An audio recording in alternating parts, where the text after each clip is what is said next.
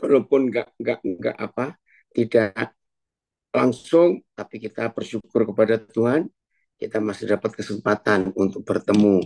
Baik yang mengikuti saudara dari mana saja berada, kita ada dalam suatu komunitas jaringan gereja rumah.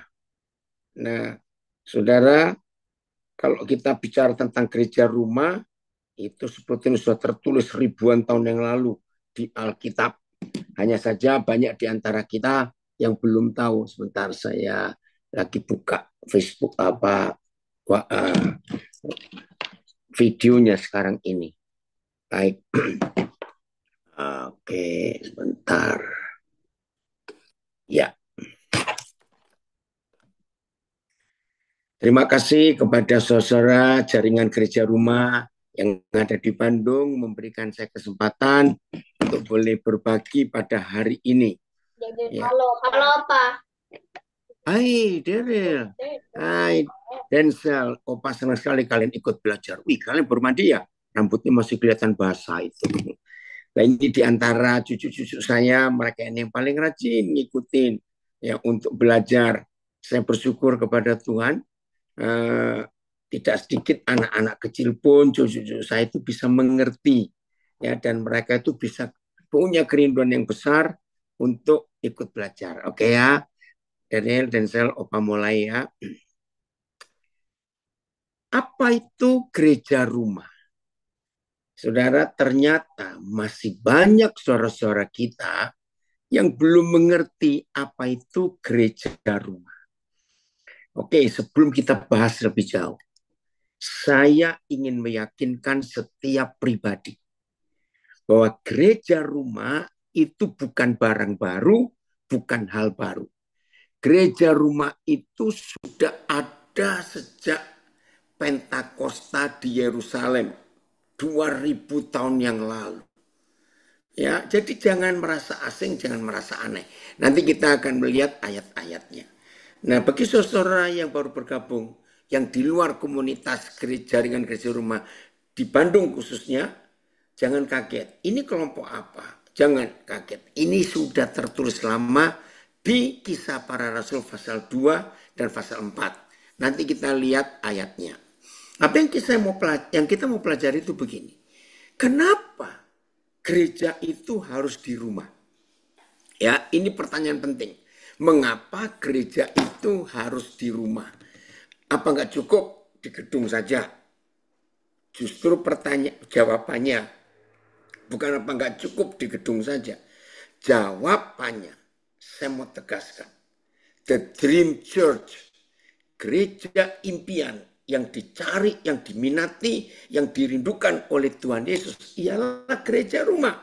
Tunggu dulu. Inilah satu-satunya alasan. Bukan ada 3, 5 alasan. Satu-satunya alasan. Mari kita jujur. Saudara masih ingat? Tuhan Yesus itu tidak pernah menyetujui sedikit pun kemunafikan. Saya ulangi. Tuhan Yesus itu sama sekali tidak pernah mau dan bisa menyetujui kemunafikan. Nah, kalau saudara setuju bahwa Tuhan kita itu sangat tidak menyetujui kemunafikan, saudara lihat Matius 23. Woi Denzel, Alkitabnya besar sekali. Lihat Matius 23 mulai ayat 13, saudara. Kalau saya tidak salah. Belum pernah kita membaca tentang isi hati Yesus ketika dia bertemu dengan orang-orang munafik itu. Tiap kalimat yang Tuhan kita ucapkan selalu ada kata yang sadis. Celakalah kamu, celakalah kamu. Saudara bayangkan. Nah, mulai ayat 13 ya. Matius 23. Celakalah kamu. Hai ahli-ahli Taurat dan orang-orang Farisi. Hai kamu orang-orang munafik.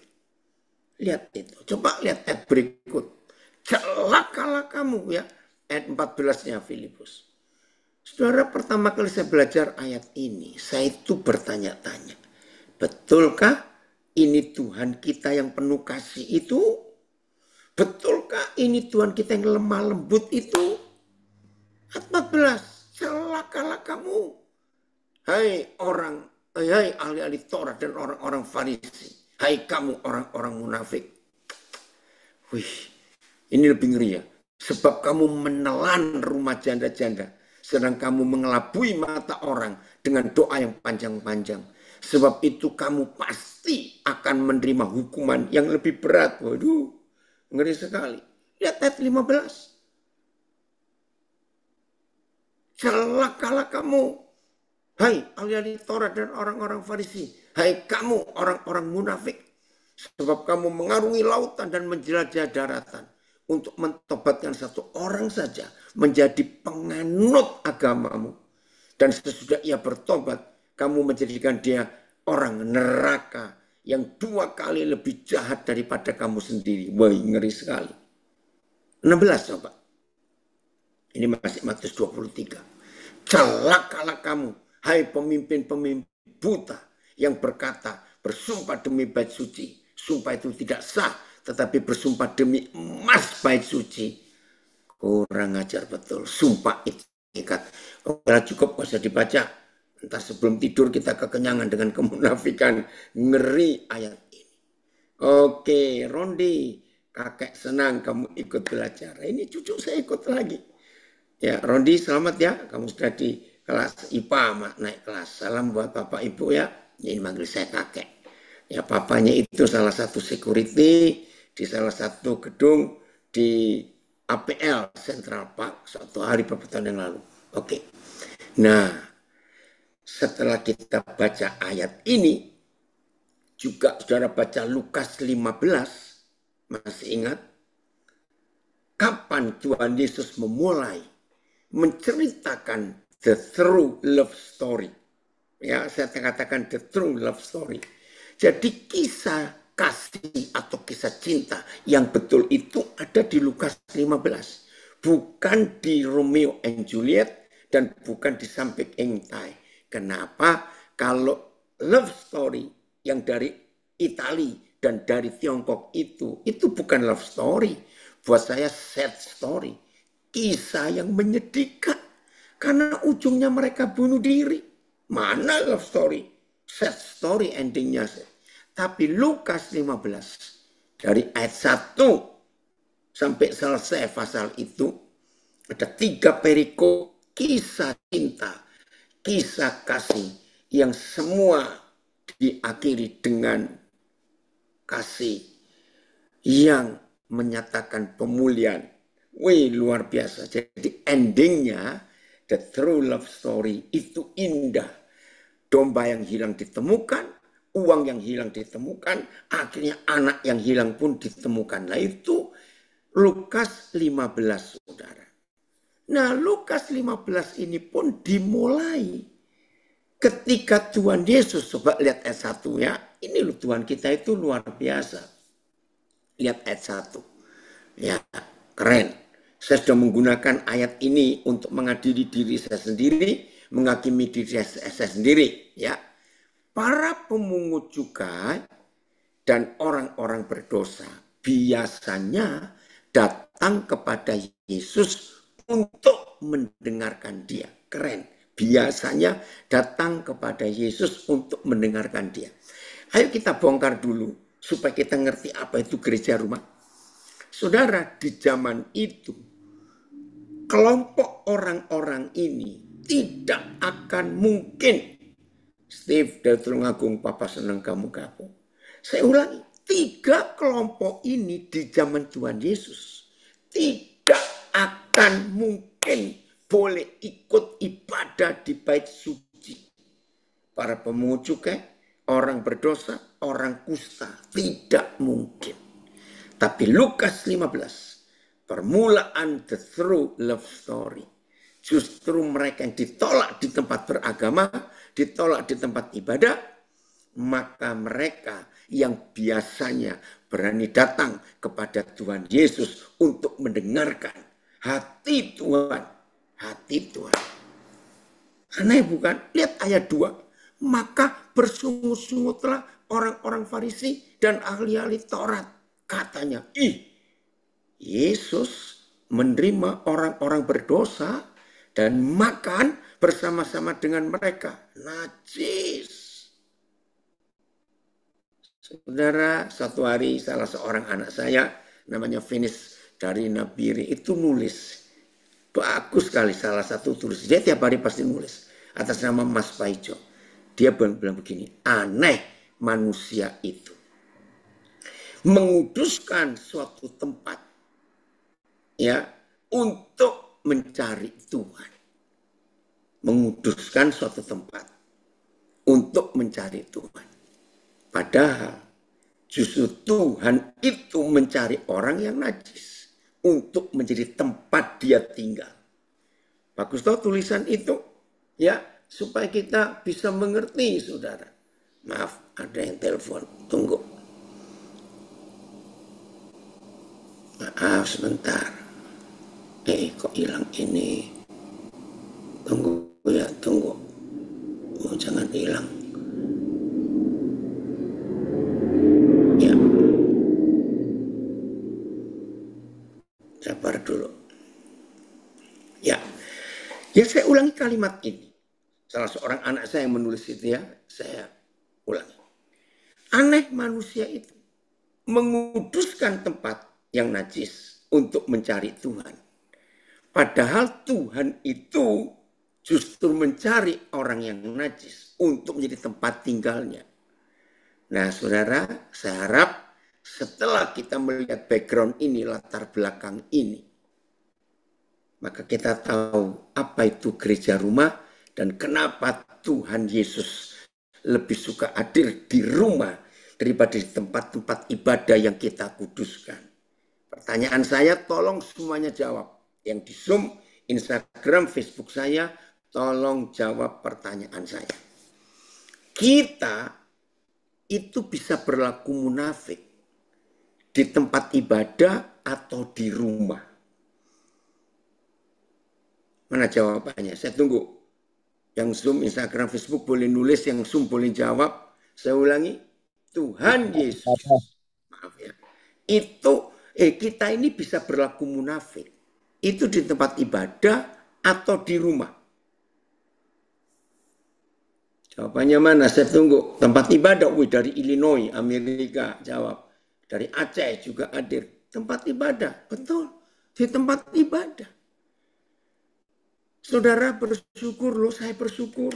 3 bulan terakhir ini, Tuhan sedang ngobok-ngobok umat beragama di Indonesia.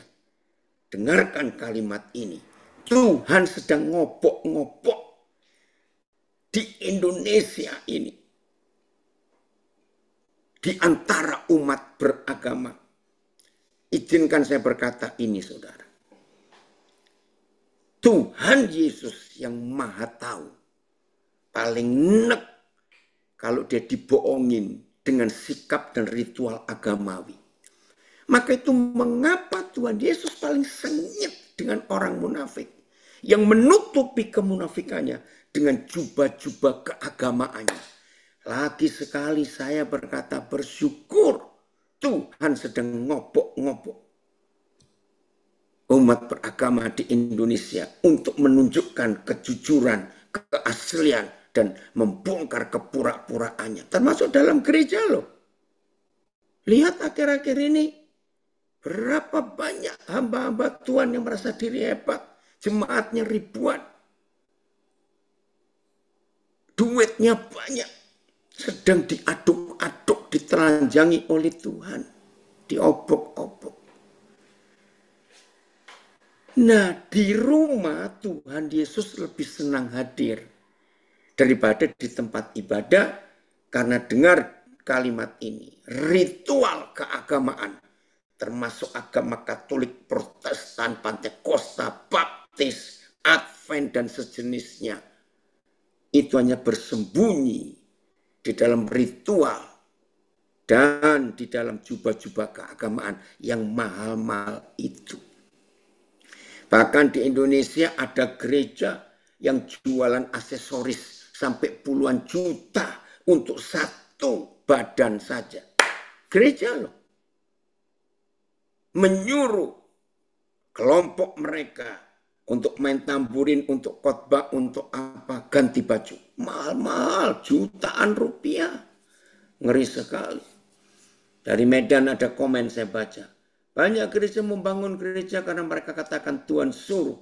Tapi kalau Tuhan suruh kok cari dana kemana-mana. Sedangkan Tuhan mulai menelanjangi gereja-gereja yang tidak akurat. Betul. Luar biasa.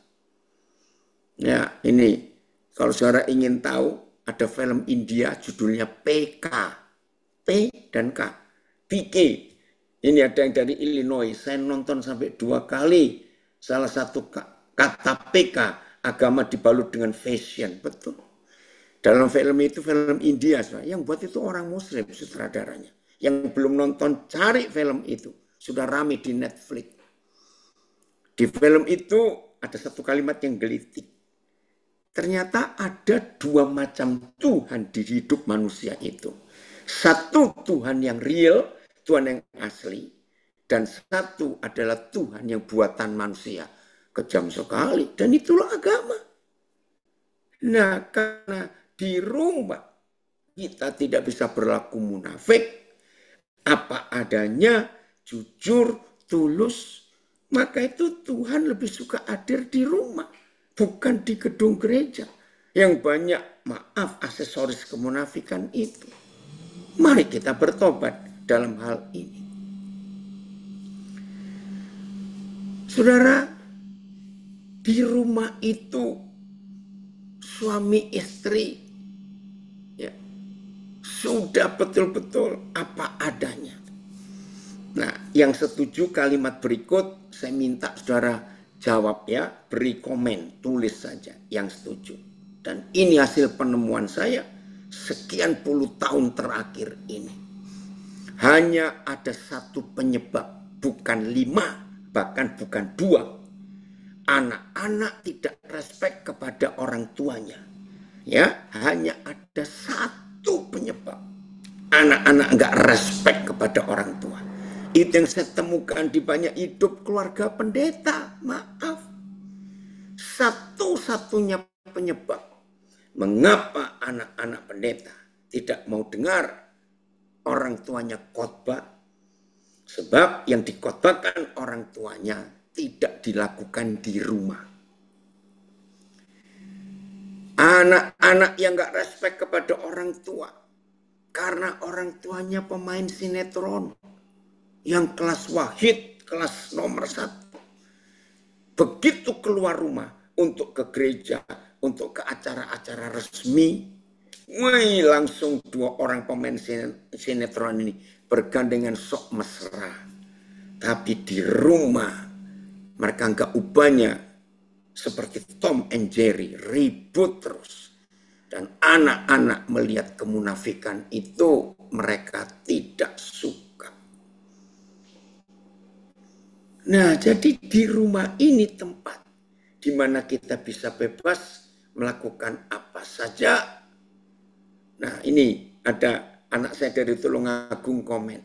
Khotbah paling susah di depan istri dan anak-anak. Setuju. Maka itu saya beritahu semua anak-anak saya. Jangan melihat papa waktu papa pelayanan. Saya bilang mimbar itu panggung sandiwara. Nilai hidup papa waktu papa sedang tidak khotbah. Saudara, ini hal yang luar biasa. Harus tahu betul-betul. Maka itu ayo mulai hari ini saudara, kita melihat. Izinkan saya bersaksi ya, supaya tahu. Salah satu untuk menunjukkan konsep ini. Oh, ada komen lagi. Orang tua pintar drama Korea. Jadi anak muak di mimbar panggung sandiwara. Ya, salah satu cara yang Tuhan izinkan saya gunakan. Ya, saudara tidak usah ngikuti, saya cuma mau bersaksi saja. Saya kalau diundang pelayanan, maka saya akan tanya kepada gereja atau panitia. Saya nanti tinggal di rumah jemaat atau di hotel. Ya, wah, ada komen dari Ngunut. Wah, berarti hamba Tuhan itu peraih piala citra ya. Ya, main paling pintar. Nah, saya kan tanya. Mereka berkata, oh di rumah jemaat, baik. Saya nggak ada pertanyaan apa-apa. Tapi kalau mereka bilang, oh di hotel saja Pak, sebab Bapak lebih nyaman. Nah ini, kalau istri saya tidak ikut, dan tidak ada murid-murid saya atau anak-anak yang ikut juga, jadi saya sendiri. Saya akan tanya kepada yang undang. Maaf saya tanya, kamar hotel yang dipesan untuk saya, itu kapasitasnya untuk berapa orang? Ya ini kebiasaan saya. Oh untuk 3 orang Pak, baik. Kalau begitu tolong carikan saya, kalian pilih 2 pemuda dari gereja untuk nemanin saya nginap selama saya pelayanan di tempat saudara. Saudara semua mereka yang baru kenal saya, mereka akan kaget. Hah? Bapak bisa tidur dengan orang yang Bapak nggak kenal? Saya punya jawaban. Nggak apa-apa. Pokoknya mereka itu orang, jangan yang lain. Mereka pasti tertawa. Kenapa saya mempunyai kebiasaan ini? Ada 2 tujuan saya. Saya melakukan pemuritan dengan pola Tuhan Yesus. Apa itu pemuritan dengan pola Tuhan Yesus? Selalu jalan bersama, makan bersama, tidur bersama, pelayanan bersama. Nah tujuan yang kedua, saya selalu mengajak orang. Yang nggak kenal pun saya nggak pusing. Pokoknya orang itu aja ya. Untuk mereka itu belajar dari hidup saya. Bagaimana cara saya melipat pakaian kotor? Bagaimana cara saya membersihkan tempat tidur kalau saya sudah baru bangun? Mereka saya izinkan melihat. Bahkan mereka saya izinkan belajar. Bagaimana cara saya membelajarkan sesuatu dengan uang saya? Maka itu murid-murid saya banyak. Saya nggak pernah takut. Maaf, kaki saya usah diikuti kalau saya nggak bisa. Begitu ingin saya tetap terbuka. Sampai saldo di rekening saya. Yang tahu bukan cuma istri saya. Ratusan orang sudah tahu. Dulu sebelum ada M-Banking, ya SMS Banking. Setiap kali keluar negeri, siapa yang ngantar saya ke bandara untuk saya berangkat? Ya, saya selalu titip ATM saya. Saya punya 8 ATM. Karena saya punya nomor tabungan di 8 bank. Saya titip semuanya, mereka kaget. Masuk dengan PIN-nya. Lalu mereka tanya, suatu kali ada seorang pengusaha toko bangunan yang sangat sukses di daerah Tangerang Selatan. Karena mereka baru kenal saya. Loh, untuk apa Pak Daniel? Ya karena untuk apa saya bawa ATM Indonesia ke luar negeri? Bayarnya mahal, kena potong semuanya itu. Jadi tugas kalian tiap 2 hari atau 3 hari cek ada saldo berapa di bank yang mana. Nah, untuk apa? Untuk saya bayar-bayar. Uang kuliah anak-anak saya bayar. Itu uang pribadi ya, bukan uang pelayanan. Kalau uang pelayanan ada bendara yang megang. Nah, orang heran. Loh, kok Bapak berani nitipkan kartu ATM dengan PIN-nya? Jawaban saya cuma satu. Kalau sering nggak ada saldonya, kita nggak pernah takut nitipin kartu ATM ke orang-orang. Kalau banyak saldonya pasti mikir. Ini dari Kutai Barat memberi kesaksian. Tahun 2001 ikut papi pelayanan di Kutai Barat. Akhirnya tinggal di situ. Nggak ada ibadah, doa pujian dilakukan bersama. Tapi roh papi mengimpartasi ke hati saya ini. Jadi saya ini kalau ajak pergi juga, enggak, doa pagi itu enggak saya wajibkan, terserah, itu urusanmu dengan Tuhan. Nah kenapa saya berani terbuka seperti itu? Hidup yang enggak pakai topeng. Dengar ya, hidup yang enggak pakai topeng adalah hidup yang paling ringan dan paling bahagia. Saya harap setuju, yang enggak setuju yaitu orang-orang munafik. Saya ulangi, hidup yang gak pakai topeng. Itu hidup yang paling ringan dan paling bahagia. Berpuluh tahun saya punya rumah dan ganti-ganti rumah. Tidak pernah saya bawa kunci rumah, kunci kamar, kunci almari. Gak pernah. Kalau kami pergi suami istri pun, kamar kami gak kami kunci, lemari kami gak kami kunci. Siapa saja boleh melihat apa isinya. Nah, kenapa terbuka? Mari kita belajar dari Kejadian 3 dan Wahyu 3. Ini unik, saudara. Mengapa di Kejadian 3 dan di Wahyu 3 ada kisah yang sama, yaitu tentang keterbukaan. Di Kejadian 3, ya, oke, ada yang komen. Saya baca dulu ini komennya. Dari Surabaya. Ini yang bicara orang yang betul-betul terbuka sampai dompet-dompetnya pun dibuka.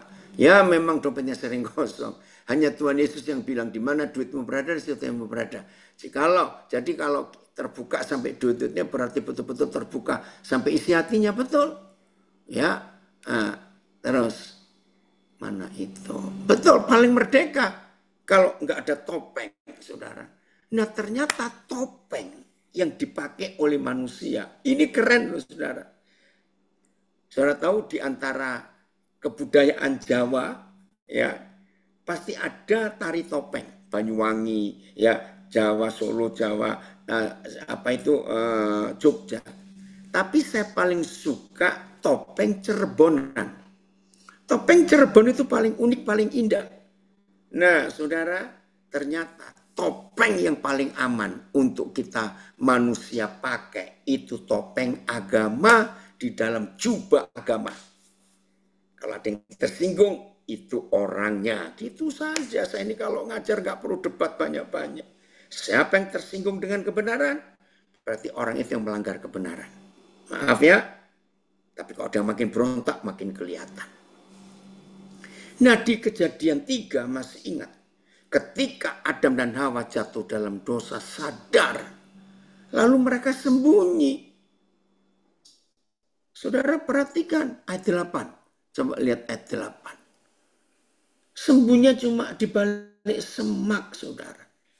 Ketika mereka, ketika mereka mendengar bunyi langkah Yahweh Tuhan yang berjalan-jalan dalam taman itu pada waktu hari sejuk, bersembunyilah manusia dan istrinya itu terhadap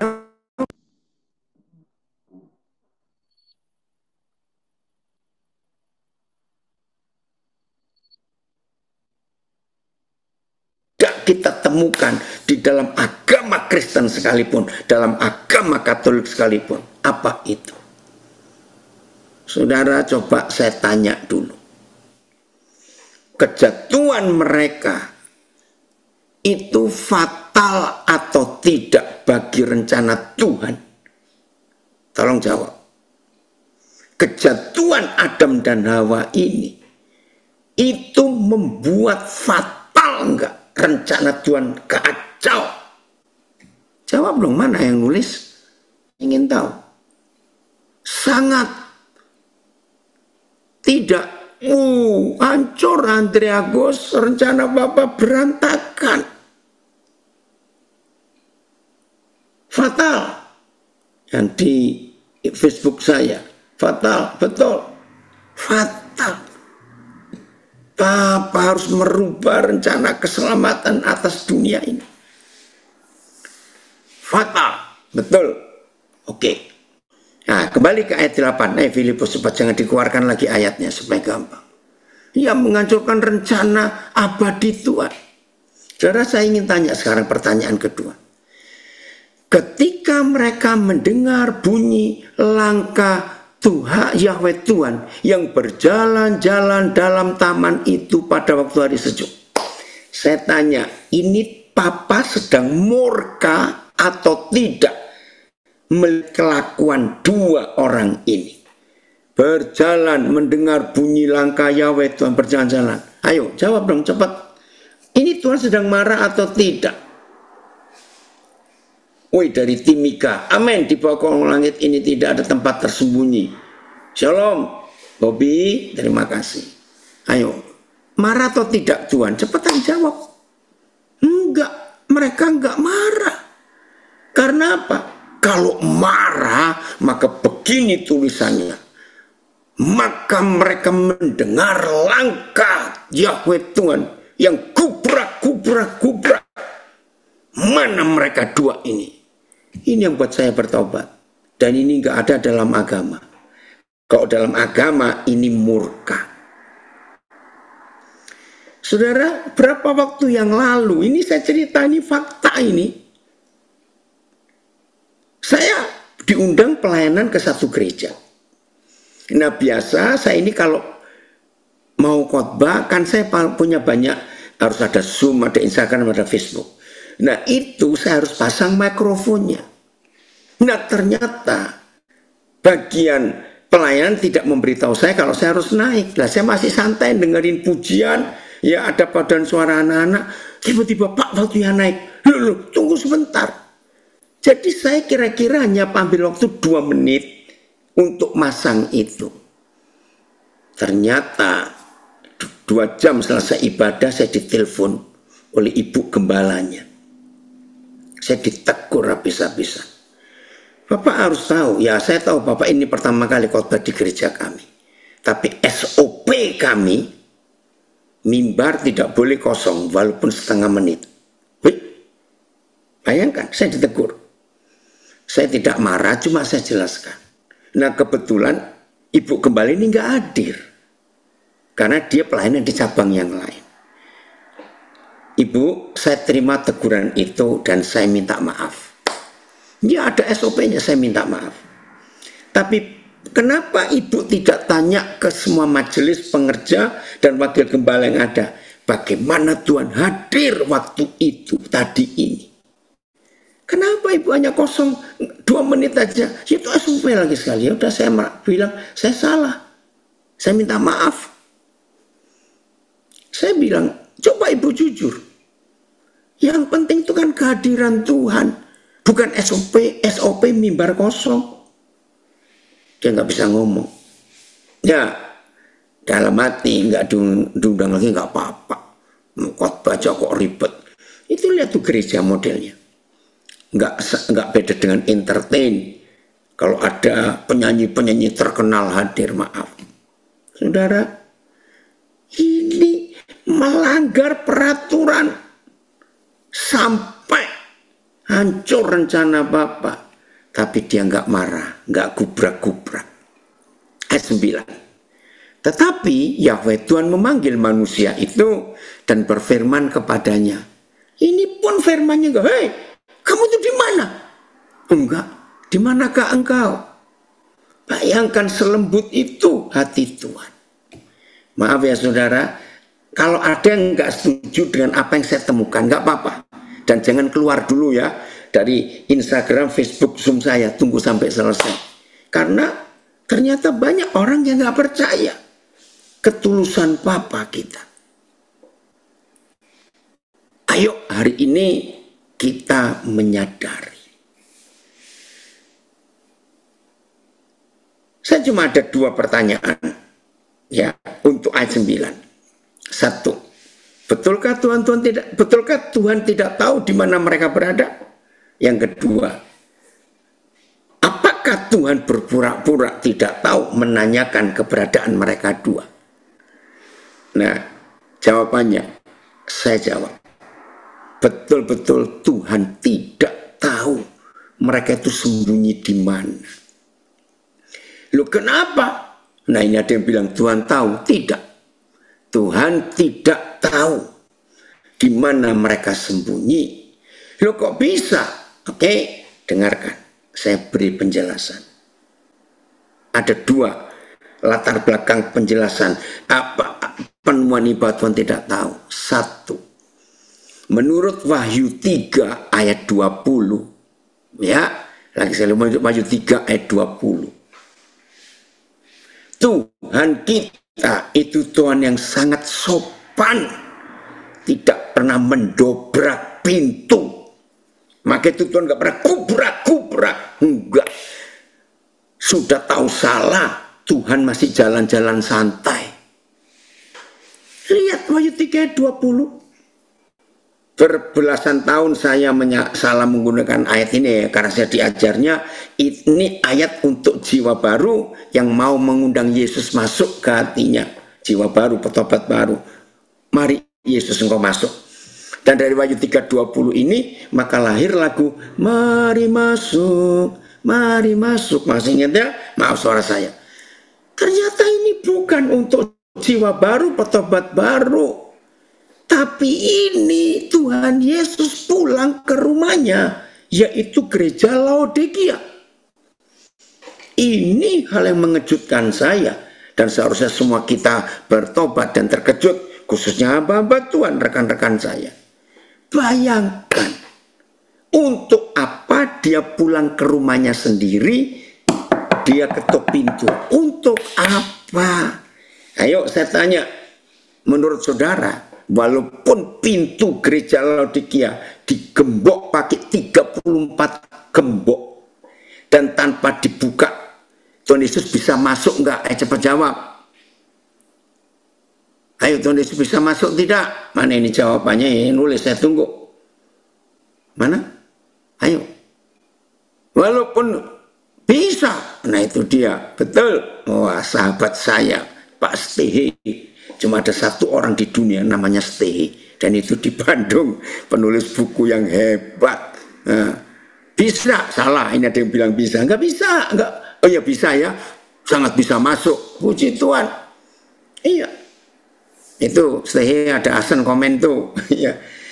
Nah ini loh saudara, membuat saya bertobat. Akhirnya saya percaya di Kejadian 39. Betul-betul Papa tidak tahu kalau saudara dan saya menyembunyikan diri di balik kemunafikan hidup kita, maka Tuhan tidak bisa bekerja karena terhalang dengan kepura-puraan kita.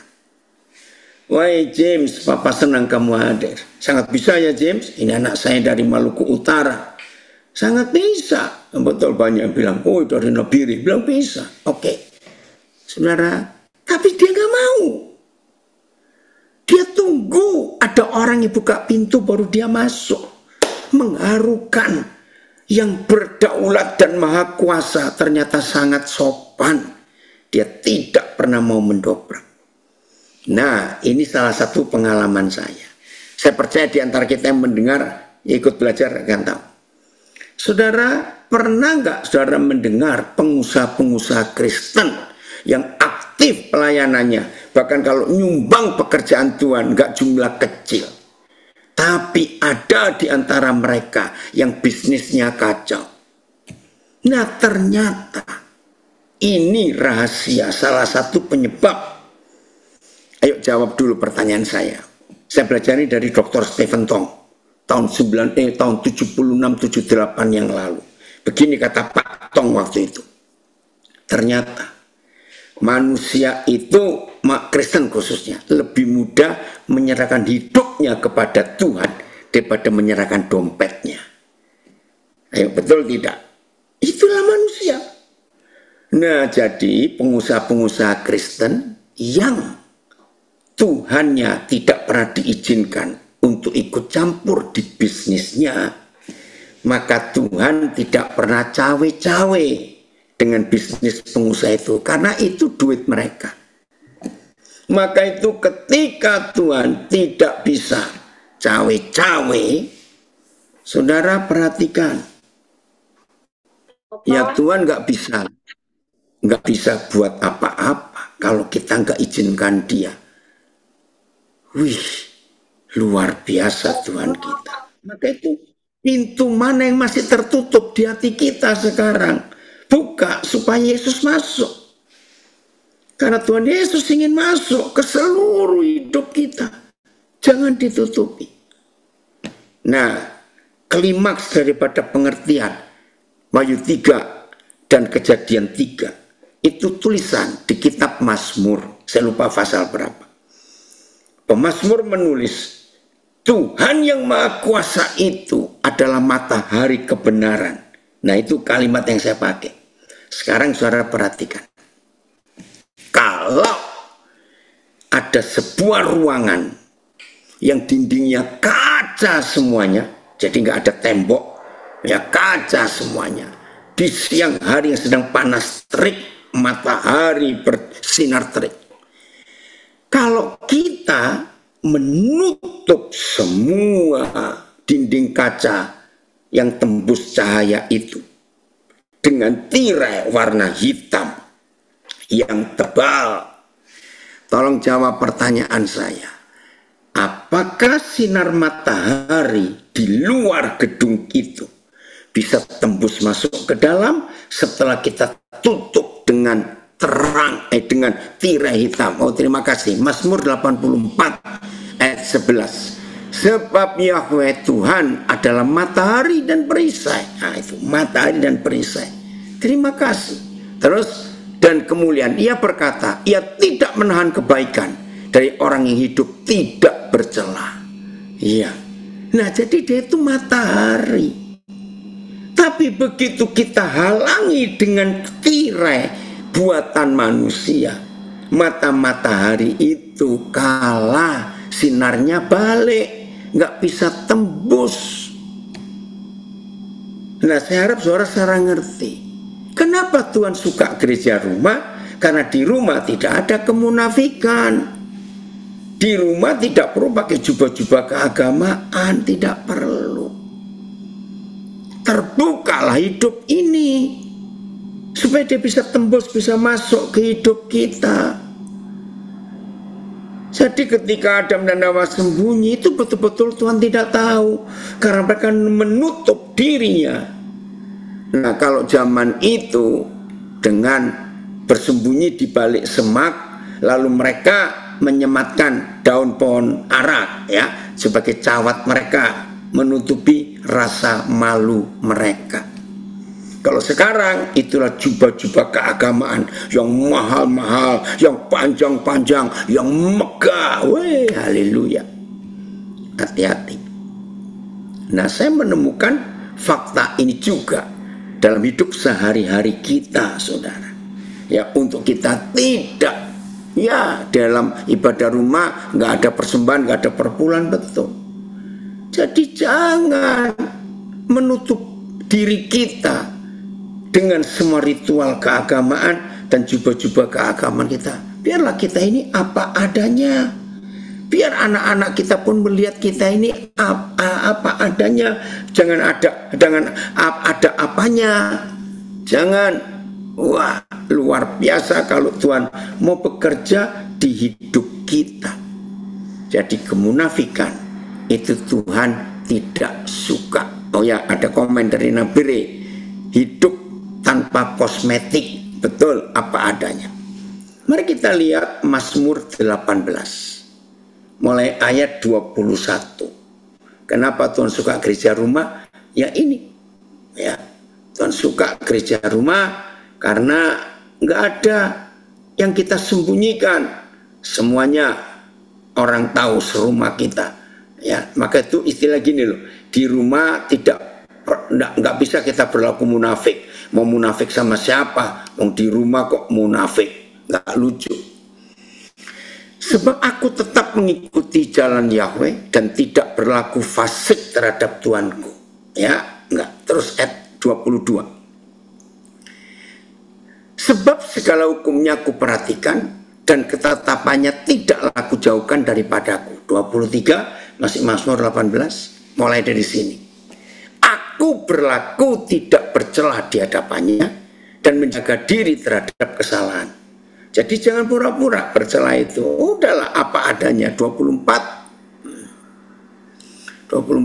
Karena itu, nah mulai ini ya. Karena itu Yahweh membalas kepadaku sesuai dengan kejujuranku.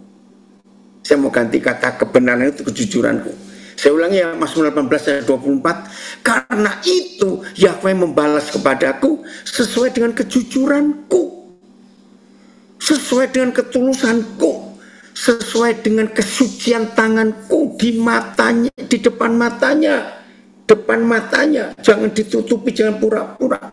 Ayat 25. Terhadap orang yang setia, engkau berlaku setia. Terhadap orang yang tidak bercela, engkau berlaku tidak bercela. Ya, coba BIS-nya Filipus ayat 25 tadi. BIS-nya ya. Jadi kita jangan sampai, ya, woi Julian, anak saya dari Sepetung, ya, dari Sanggoledo, ya. Yahweh, engkau setia kepada orang setia Dan engkau baik kepada orang yang baik. Artinya Yahweh engkau jujur pada orang yang jujur. Ya, ayat 26. 26. Oh, ya ini. Terhadap orang yang ayat 27 berarti sekarang. Saya ini bingung ini penulisan angkanya. Ayat terhadap orang yang suci engkau berlaku suci.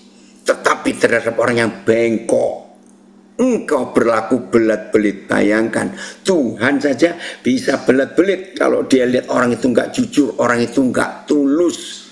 Ayat terhadap orang yang suci engkau tunjukkan bahwa engkau sendiri suci. Namun pada orang yang jahat engkau berbelit-belit. Wih, ngeri sekali. BES-nya coba Filipus. Terhadap orang yang suci kau nyatakan dirimu suci, tetapi orang yang jahat kau musuhi. Ampun dah.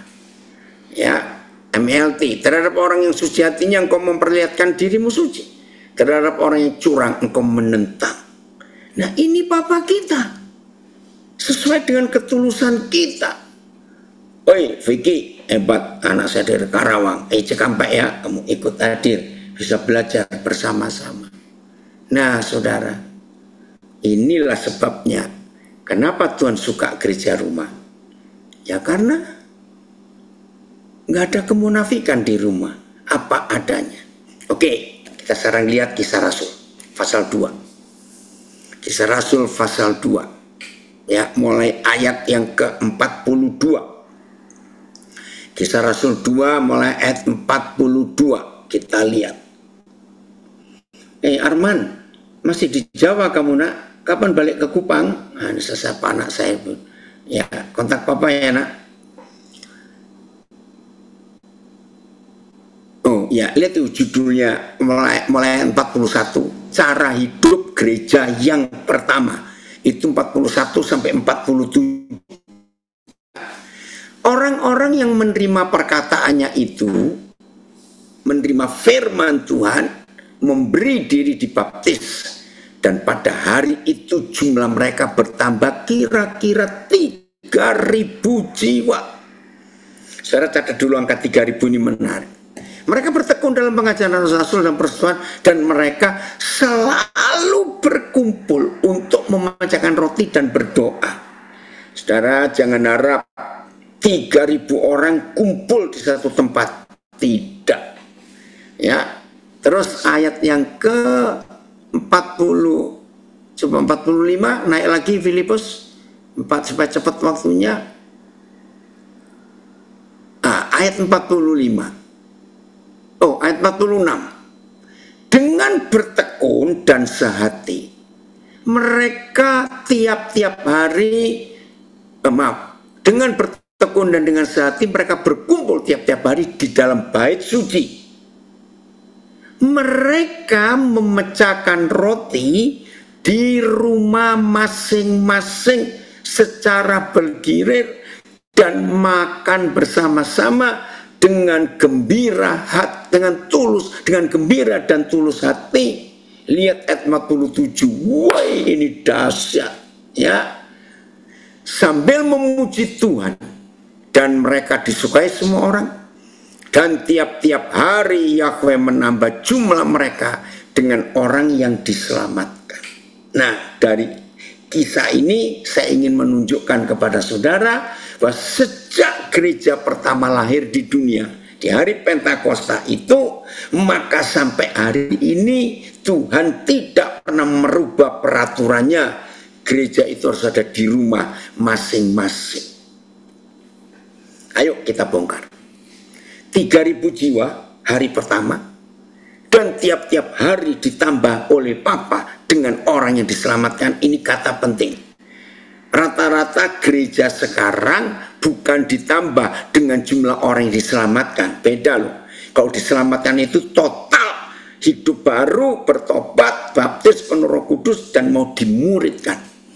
Nah, gereja sekarang isinya 90% lebih simpatisan. Gereja sekarang isinya tidak beda dengan orang-orang yang suka kuliner. Nah, tiap kali ada gereja baru buka, maka para kuliner rohani ini berkata, Ayo kita coba gereja baru itu. Masakannya enak enggak? Khotbahnya enak enggak? Acaranya bagus tidak?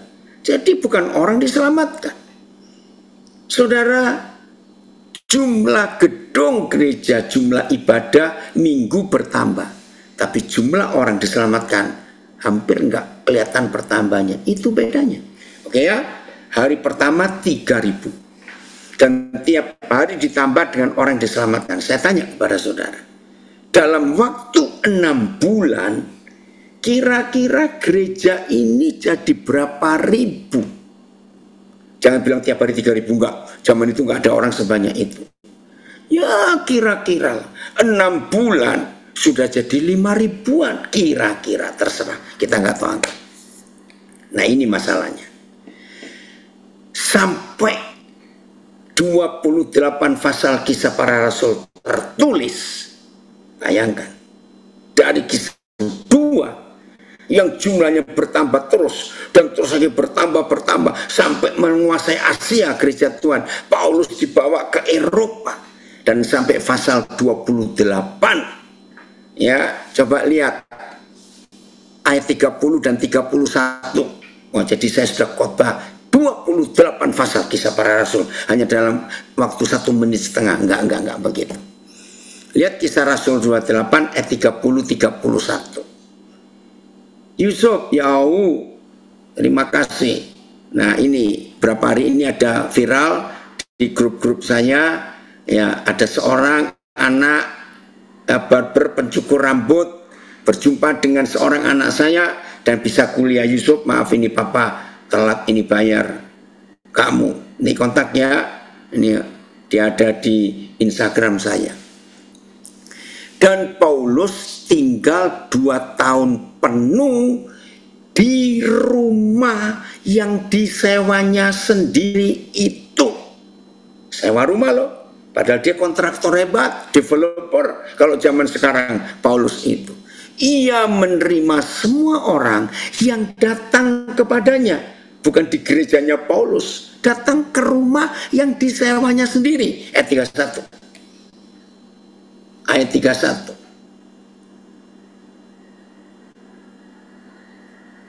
Ya, ada yang komen, saya nggak tahu siapa ini. Karena gereja besar selalu ingin tampil mewah dan kenyamanan luar biasa. Jadi, tapi semua orang, mana ini? Semua orang berlari ke sana untuk menikmati suasana yang menyenangkan. Iya, apalagi di musim panas begini, ngadem cari AC dalam gereja. Maaf, jangan marah. Dengan terus terang dan tanpa rintangan apa-apa, Paulus memberitakan kerajaan Tuhan dan mengajar tentang Tuhan Yesus Kristus. Berani berkata ini bukan gereja? Ini gereja. Sebab ada pengajaran firman dan pemberitaan kerajaan Tuhan. Tapi di rumah, ini salah seorang anak saya yang pilot. Senang nak papa kamu hadir. Survei perkembangan gereja membuktikan. Karena perpindahan jemaat, perpecahan gereja, atau karena perpindahan jemaat dan karena perpecahan gereja. Yang sedihnya nggak lebih dari 7%. Itu hasil karena pengabaran Injil. Orang nggak percaya jadi percaya. Ini survei menyedihkan, nggak sampai 7%. Wah, hebat sekali. Nah, ada yang komen dari Ngunut. Mulai Kisah Para Rasul 29 dan sekarang seterusnya kita yang harus melanjutkannya. Amin. Jadi saudara bayangkan, Paulus saja gerejanya di rumah yang disewanya sendiri. Nah, terus nanti saudara baca 14 surat Paulus. Paulus itu menulis 14 surat dari 27 kitab perjanjian baru. Roma sampai Ibrani itu tulisan Rasul Paulus. Nah, di tulisan Rasul Paulus itulah selalu ada kalimat salam kepada orang-orang kudus di rumah keluarga A. Salam kepada jemaat kudus di rumah keluarga B. Itu selalu ada kata salam di rumah. Nah, saudara, saya mau baca ini mudah-mudahan ayat terakhir. Kisah 1 Korintus 14 ayat 26. Apa itu isi gereja rumah? dan tata cara ibadahnya seperti apa. Nah, ternyata kita bisa menemukan inilah satu-satunya liturgi gereja rumah yang tercatat di Perjanjian Baru. 1 Korintus 14 ayat 26. Ada yang tanya, menurut Bapak bagaimana seharusnya kaum mayoritas untuk toleransi kepada yang minoritas? Ini salah satu pemecah belah persatuan. Iya, sebetulnya mereka itu nggak suka kalau saudara bangun gedung gereja besar-besar. Dengar baik-baik. Kenapa mereka yang mayoritas nggak suka? Kalau mereka tahu bahwa saudara, saya nggak pernah kita karena saya nggak pernah bangun gedung gereja. Mengapa kaum mayoritas selalu nggak suka dan buat keributan kalau saudara membangun gedung gereja yang besar? Iya, coba lagi saudara jadi mereka. Saudara kan minoritas, betul? Nah, untuk apa yang minoritas bangun gedung gereja sebesar itu kalau tidak mengharapkan yang mayoritas ngisi gedungnya? Ya marah mereka. Begitu kenapa mereka ada ibadah di rumah digangguin? Ya karena mereka tahu nanti kumpul-kumpul di rumah nggak lama jadi gereja. Kan itu masalahnya. Nah, terus gimana supaya nggak dimusuhi? Nah, ini dia, baca ini. Filipus yang satu terjemahan, karena Papa mau baca judulnya ini. Lihat judulnya ini menarik. 1 Korintus 14 ayat 26. Ayo, judulnya itu. Filipus penting sekali.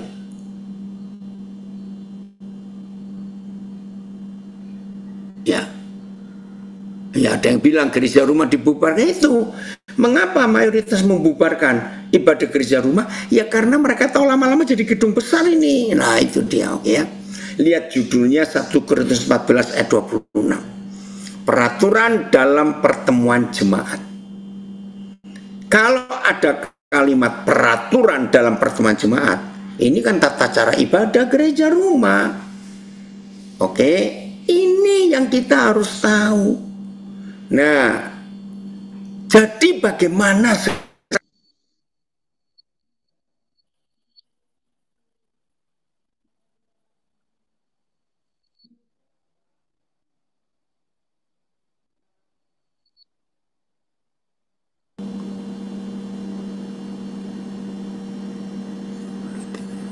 Oke, ntar ya, peraturannya tiap-tiap orang, jangan dihapus kalimat penting ini.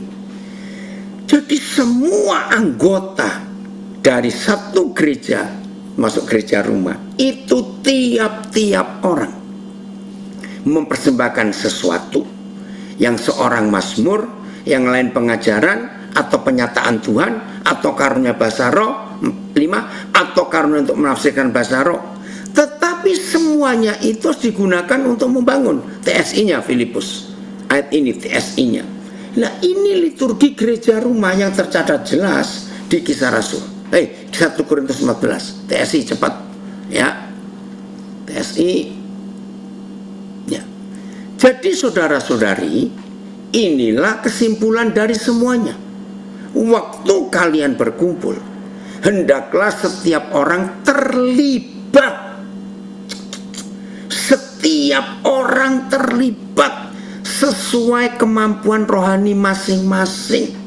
Misalnya membawakan nyanyian, mengajar, 3 menyatakan sesuatu yang membuka wawasan baru, 4 berbicara bahasa lain sesuai pimpinan Roh Kudus, 5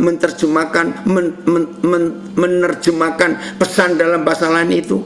Tujuan dari semuanya itu haruslah untuk saling menguatkan.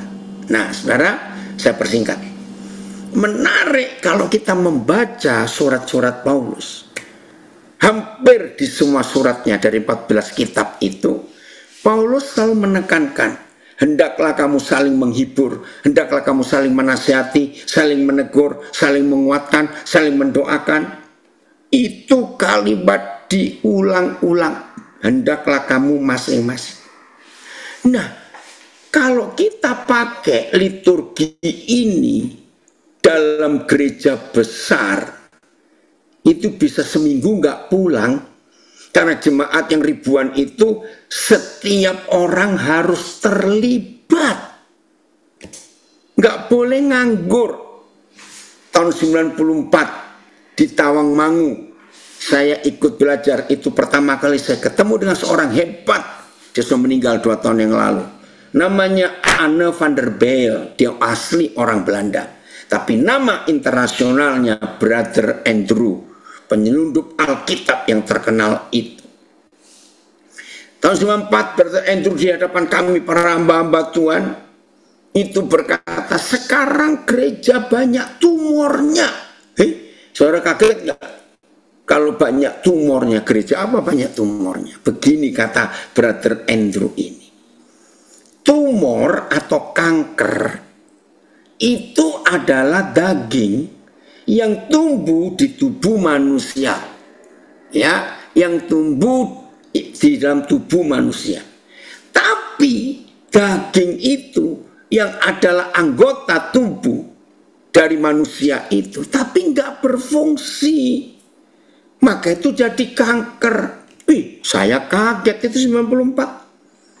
Jadi para pengangguran Kristen yang di dalam gereja cuma 4D, tahu? Datang, duduk, diam, duit. Kan begitu bukan? Maaf. Lagi sekali yang tersinggung yaitu orangnya gitu saja. Tapi nggak aktif. Selalu dipesan oleh gembala sampai ketemu minggu depannya saudara. Datang lagi ya saudara. Nggak aktif, nggak terlibat langsung. Saya akhiri dengan konsep gereja rumah yang saya alami. Tahun 72 bulan Agustus, itu pertama kali saya mengenal istilah gereja rumah. 72 bulan Agustus. Dibawa oleh seorang misionaris episkopal dari Amerika, namanya Reverend Andrew Stubbe, di Lawang, Jawa Timur. Saya kaget. Ini gereja yang kisah Rasul itu. Jadi hamba Tuhan ini tidak membuat mimbar, lalu bangku berjejer, dan jemaat duduk, tidak. Dia menggunakan prinsip kisah Rasul. Duduknya itu melingkar, supaya saling memandang antar wajah. Dan duduk melingkar itu persis seperti gereja kisah para Rasul. Tidak ada yang memiliki sendiri, semuanya milik bersama. Keren. Nah, 10 tahun kemudian, Januari Februari 82, dengan cara Tuhan yang ajaib, saya dibawa ke Tiongkok, saudara. Bertemu langsung tatap muka dengan saudara-saudara kita, gereja rumah. Nah, itu istilah Inggris underground church, gereja bawah tanah. Ya, jangan mikir mereka sembunyi di gua tanah, tidak. Itu istilah Inggris, Amerika. Tapi mereka itu gereja rumah. Saudara bisa bayangkan, nggak boleh ada ibadah yang terbuka. Semua gedung gereja di Tiongkok waktu Mao Zedong berkuasa tahun 49 itu tidak dihancurkan, tapi diubah jadi pabrik-pabrik. Karena gereja sana kan gede-gede, Eropa dulu masuk. Tapi yang namanya kuil, kelenteng itu hancur, kan kecil-kecil begitu, karena Mao Zedong tidak ingin ada orang beragama. Nah, Januari Februari 82 itu saya hidup dengan mereka, dan saya hidup di dalam zaman kisah para Rasul. Jadi tiap kali mau ibadah, ya itu masing-masing saudara itu sudah tanya kepada Roh Kudus, saya bawa apa nanti? Kan tadi itu kisah 1 Korintus 15:26. Nah, yang unik saudara, ada yang bawa ayam hidup, bawa selimut, bawa sandal, ya, ada yang bawa kue, bakpao, ya, ada yang bawa minyak gosok, ada yang bawa bumbu dapur, bawa sayur. Itu saya nggak ngerti, tapi setelah sekian lama bergaul dengan mereka, buat saya nggak asing. Nah, yang aneh itu minyak gosok ini, minyak gosok untuk memar itu. Jadi tiap kali mereka kumpul, mereka nggak boleh lebih dari 30 menit, tidak boleh. Ketahuan polisi komunis ditangkap, kamu buat makar ya, rapat melawan pemerintah. Jadi cepat selesai. Dan kalau kumpul nggak pernah lebih dari 20 orang. kebanyakan, ya, seberapa saja. Nah, selesai gandengan tangan, ngomong-ngomong, menguatkan, mendoakan, menasihati, nggak ada khotbah, nggak ada musik, nggak ada pujian, nggak ada. Wow, bisa ketangkap. Selesai, masing-masing bilang, ini saya bawa sayur, saya bawa ayam, siapa perlu? Selalu ada yang perlu. Nah, yang minyak gosok ini saya heran. Untuk apa ini bawa minyak gosok? Saudara, ternyata ada orang yang cerita, siapa yang punya minyak gosok? Tadi siang anak saya digebukin polisi karena ketahuan mendoakan orang di pasar. Bayangkan, saya nggak punya minyak gosok, anak saya memar-memar. Saya nangis, saudara. Taatnya mereka itu loh. Mengenang masa corona indah sekali. Berkumpul bersama istri dan anak-anak memuji Tuhan di rumah saja. Betul, saya nggak kenal siapa ini, Akoi, ya. Betul, masa corona itu nggak ada kemunafikan, saudara. Waktu corona, saya ini punya pengalaman unik, ya. Sebelum COVID, gereja besar mengundang saya datang terlambat sehingga saya nggak dapat tempat di depan. Jadi tempatnya saya dapat persis di belakang monitor, ya, kameraman, ya, karena ada gereja besar yang pakai kamera yang bisa jalan-jalan itu loh. Nah, saya duduk di situ karena itu lagi pujian. Nah, tahu-tahu ini kameramannya usil juga. Nyorot 2 anak muda, yang satu serius, yang satu main HP. Nah, karena disorot berapa detik begitu, yang serius ini nyenggol. Ya, nah yang disenggol itu nggak ngerti. Sampai berapa kali tetap nggak ngerti. Akhirnya yang nyenggol ini marah juga dengan wajah begini. Betul nggak? Lihat kamera itu. Begitu anak yang main HP lihat kamera, langsung dia turun HP dan pura-pura ikut nyanyi. Ini kan kemunafikan. Itu dia. Ayo kita bertobat hari ini. Nah, jadi waktu saya di Tiongkok itu, saudara, saya betul-betul hidup di zaman kisah para rasul. Antar anggota gereja saling menguatkan, menghibur. Jam ibadah nggak pernah ditentukan jam berapa, karena semua bergantung pada Roh Kudus. Nuntun mereka ketemu di mana jam berapa, bisa jam 3 subuh, jam 1 siang, sore, pagi, terserah. Dan mereka selalu membawa sesuatu, bukan cuma yang rohani, tapi hal-hal yang jasmani yang mereka perlukan. Hebat sekali, itulah gereja yang Tuhan cari. Nah, saya akhiri dengan kesaksian lain lagi. Tahun 70-an itu, ya, contoh, salah satu anak rohani saya digerakkan Tuhan pelayanan di Ampel. Ampel itu Salatiga, ya, dari kota Boyolali. Sebelum masuk kota Salatiga ada desa Ampel. Ya, kalau dari Solo itu masuk ke kanan. Saya pernah berkunjung ke situ tahun 80-an awal yang lalu. Nah, saya kalau merintis gereja di desa-desa, apalagi mayoritas mereka, saya larang mereka pakai gitar. Saya larang mereka ada mimbar. Bahkan saya ngajari, ya, pakai sarung, ya pakai kopiah, tidak apa-apa. Dan gak usah menunjukkan ibadah Eropa. Saya suruh mereka bawa kopi, teh, ya, kacang rebus, singkong rebus, ya, enggak pisang goreng. Nah, sambil duduk, berputar duduknya, saling menguatkan, saling menasihati. Wih, itu gereja berkembang luar biasa dan tidak dimusuhi karena nggak ada ibadah, nggak ada lagu-lagu. Karena buat orang Jawa Muslim sangat respect dia menghadapi Tuhan. Itu dia. Ini ada yang komen lagi. Betul, justru gereja rumah itu ada rasa kekeluargaan yang sangat erat. Saling menopang, saling mendoakan, saling mengenal satu dengan lain. Betul sekali. Wih, dari Timika, iya, anak saya, selama kurang lebih 3 tahun di daerah tempat kerja saya sering pindah-pindah gereja yang lain karena saat ibadah khotbah yang saya sulit memahami atau nggak ngerti firman disampaikan. Tapi sekarang 6 bulan terakhir saya sudah sering menetap di pada satu gereja karena gereja itu saya lebih menikmati dan mengerti firman yang disampaikan. Ya, nggak apa-apa, pilih aja itu. Oke ya.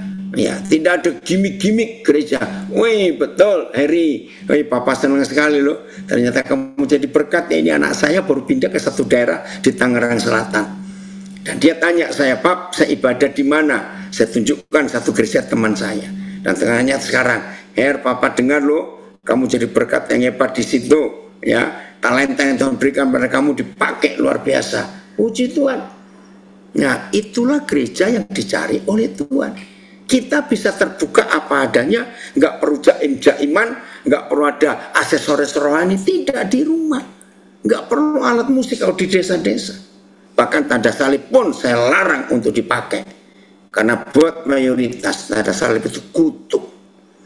Oke, stop dulu sampai di sini. Saya kembalikan kepada Pak Stehi. Ayo, bagaimana ini selanjutnya?